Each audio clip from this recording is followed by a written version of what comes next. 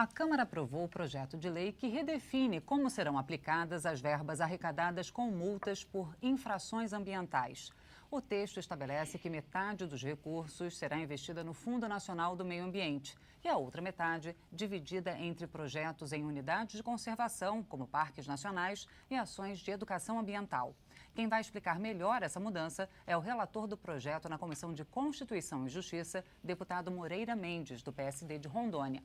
Eu sou Fabiana Mello e o Palavra Aberta é um programa da Rádio Câmara e da TV Câmara. Deputado, obrigada pela presença aqui no estúdio. Gostaria então que o senhor explicasse para a gente o que muda, como é que essa redefinição vai afetar então o uso desses recursos. Olá, Fabiana. Primeiro eu quero fazer uma homenagem ao nosso querido Homero Pereira, já falecido, um deputado brilhante que deixou a sua marca aqui no Congresso Nacional como um grande defensor da produção, dos produtores rurais. Ele tinha uma preocupação muito grande também com o meio ambiente, representava aqui e representou muito bem o estado do Mato Grosso. Então fica aqui essa homenagem. Bem, esse projeto... O autor do projeto, deputado Homero Pereira, e eu fui o relator agora final na Comissão de Constituição e Justiça, com pequenas modificações apenas de redação. E o projeto, desculpe, vai agora ao Senado Federal. Vai ao Senado Federal, que vai analisá-lo. É um bom projeto, porque ele dá clareza ao artigo 73 da Lei 9.605. Clareza explicando adequadamente e corretamente como é que se aplica, para onde vão os recursos arrecadados das multas aplicadas, tanto pelos órgãos federais, que na verdade é o IBAMA, e depois os órgãos estaduais e municipais. É preciso lembrar que União, estados e municípios legislam suplementarmente um com o outro nas questões ambientais, de meio ambiente. E ainda tem também a questão da Capitania dos Portos, que pode também aplicar, tem competência para isso, na denúncia de crimes ambientais, pode aplicar também multas. Então, no caso de municípios, de estados e da Capitania dos Portos, continua a mesma aplicação, só que melhor ordenado no texto. Os aplicados pela Capitania continuam sendo integralmente revertidos ao Fundo Naval, e os dos órgãos ambientais estaduais e municipais serão revertidos de conformidade com a lei estadual ou a lei municipal. Já as multas aplicadas pelos órgãos ambientais federais, que na verdade é o IBAMA, como já disse, estes agora, esta é a essência do projeto, ele fica dividido em duas metades. A primeira metade é obrigatoriamente revertida ao Fundo Nacional do Meio Ambiente. E a outra metade será obrigatoriamente revertido nos projetos que venham beneficiar as unidades de conservação federais e também as ações de educação ambiental. Então ficou tudo bem claro, bem definido e bem repartido. E hoje como funciona, deputado? Hoje é muito complexo, porque o texto original, que é a redação do artigo 73, simplesmente diz que tem que arrecadar e que vai parte para o Fundo Naval, parte para os estados e municípios, conforme dispuser o órgão arrecadador. Isso aí dá margem a muitas interpretações. Posteriormente veio um decreto presidencial que estabeleceu 20% para o fundo e os outros 80% aplicados de conformidade com aquilo que decidir o órgão ambiental. Acabou que não ficou muito bem esclarecido. Agora não, agora nós sabemos que metade vai para o fundo. Agora, se você me perguntar no fundo para onde vai, eu rigorosamente não sei responder nesse momento. Mas a outra metade está bem clarificada aqui. Projetos e unidades de conservação e ações de educação ambiental. E como está a situação das unidades de conservação hoje, deputado Moreira Mendes, na opinião do senhor? Na minha opinião, eu vou focar muito nas unidades de conservação do meu estado. Eu represento um estado da Amazônia, a chamada Amazônia, que é o estado de Rondônia. 50% do nosso território hoje é preservado e, portanto, nós temos muitas unidades de conservação federais, estaduais, algumas poucas municipais. Nós temos muitas terras indígenas. Todas são, de certa forma, unidades de conservação. Lá no estado de Rondônia, a gente percebe que faltam recursos para o órgão ambiental, tanto para o federal, quanto para o estadual e quanto para o municipal, para aplicar na manutenção da unidade de conservação. Porque aí nós ficamos só naquela, você cria no papel, demarca e depois abandona. O que ocorre? Eu vou dar um exemplo novamente lá de Rondônia. Nós temos uma floresta nacional chamada Floresta Nacional do Bom Futuro, que por omissão do governo federal, e ela é federal, que permitiu a invasão, ou pelo menos se omitiu com a invasão de poceiros que foram ao longo dos últimos 25 anos, foram invadindo,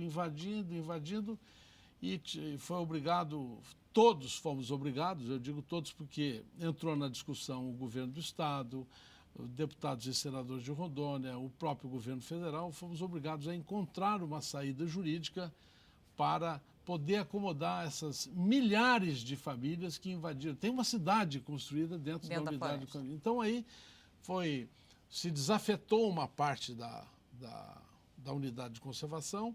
O estado de Rondônia deu à União outras unidades de conservação da sua competência, da sua propriedade, passou para a União e conseguimos manter essas famílias que já estavam ocupando para continuar ocupando. Mas isso é um precedente grave, porque se a regra pega, continua invadindo, sabendo que daqui 20, 30 anos vão ser regularizados.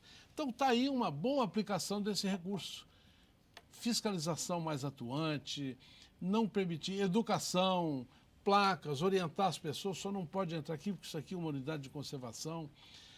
Sem contar que tem unidades de conservação no estado que se sobrepõem sobre terra indígena e que são coisas assim, do ponto de vista da natureza, maravilhosas. Tem lá um local chamado Serra do Tracuá, onde nasce 6 rios importantes do estado de Rondônia nascem nessa serra.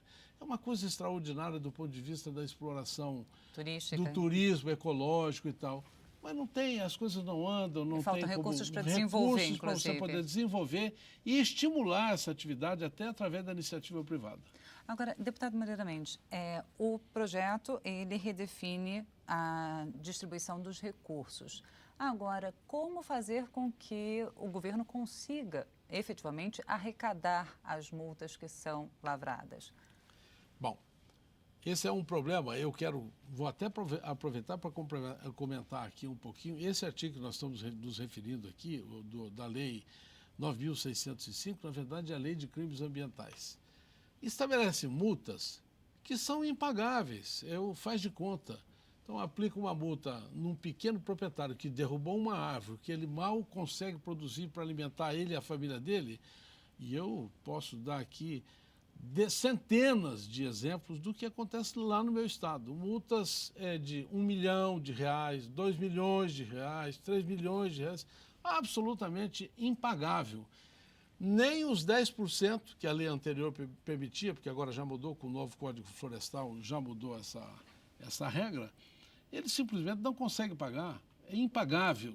Então era muito melhor que tivesse uma multa, não estou aqui protegendo ninguém que descumpra a legislação. Eu acho que depois do Código Florestal nós temos que definitivamente ter a consciência de que é preciso trabalhar na produção rural sustentavelmente. Não há mais como você tratar a terra como se tratava no passado. Voltando ao raciocínio, então, o que nós devemos fazer é educar o produtor, mostrar a ele que ele está no caminho errado. Não é aplicando uma multa de R$1 milhão para quem não ganha nem um salário mínimo por mês de renda que ele vai conseguir resolver o problema. Isso tudo é bobagem, é o faz de conta. Se nós tivéssemos uma lei mais sensata, que ela fosse muito mais para educar do que o punir com a multa, seria mais razoável. Agora eu vou tentar responder a sua pergunta. Por que não paga? Esse é o primeiro motivo. Que é impossível, você só pode exigir de uma pessoa o que ela pode lhe dar. Não adianta você exigir uma multa de R$1 milhão para quem não pode pagar nem 1.000. Então, por aí só, aquele cidadão vai ficar o resto da vida dele com o CPF dele pendurado, vai morrer sem pagar a multa e nunca vai receber. Aí o Estado brasileiro, gasta milhões de reais com essa estrutura para manter o registro da multa, para cobrar, para executar, a advocacia da União, isso, aquilo, atolando os tribunais de ações que não, já vão nascer mortas. Então, o ideal seria redefinir o valor da multa. Redefinir, claro. Não estou dizendo com isso que a lei de crimes ambientais não deva ser rígida, deve ser rígida. Acho que tem exageros que ela comete, mas isso são coisas que acontecem.